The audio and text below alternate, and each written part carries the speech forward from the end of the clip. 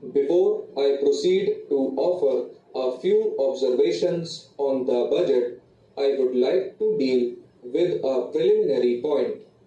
A few days before the presentation of the budget, we were led to believe that with the budget papers would be circulated reports from the different ministries giving the salient features of the administration of each ministry during the current year.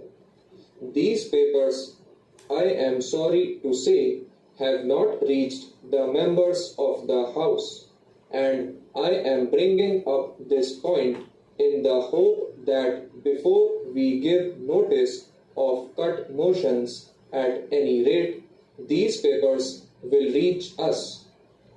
In the course of the speeches which have already been made, there has been reference to one striking point in the budget speech, and that is the striking variation between the original budget estimates presented last year and the revised estimates contained in the budget presented now.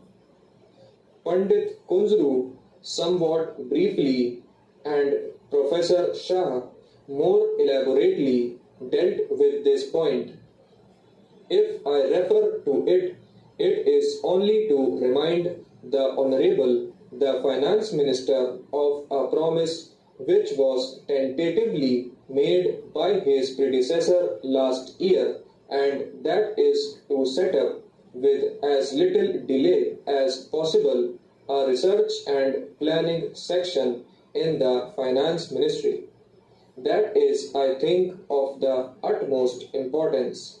I know that the Chancellor of the Exchequer in England is willing and indeed would be glad to provide facilities for training 3 or 4 promising young men from the Finance Ministry in this country, and I hope that Sir Stafford Cripps' offer will be accepted by the Finance Minister promptly and gratefully.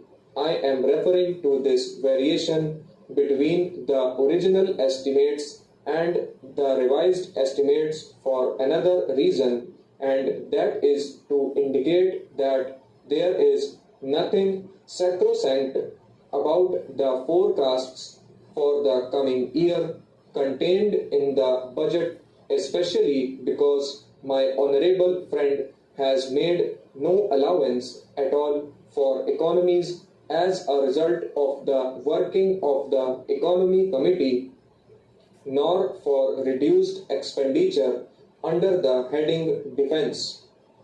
So far as the work of the Economy Committee is concerned, I think the proper costume which the Finance Minister should have worn is not a lounge suit. If he had been candid to this House, he should have come forward and told us that this committee has been a complete flop. Last year, his predecessor made a token cut. Pandit Kunzru took him to task for unduly underrating the possibilities implicit in the work of the Economy Committee.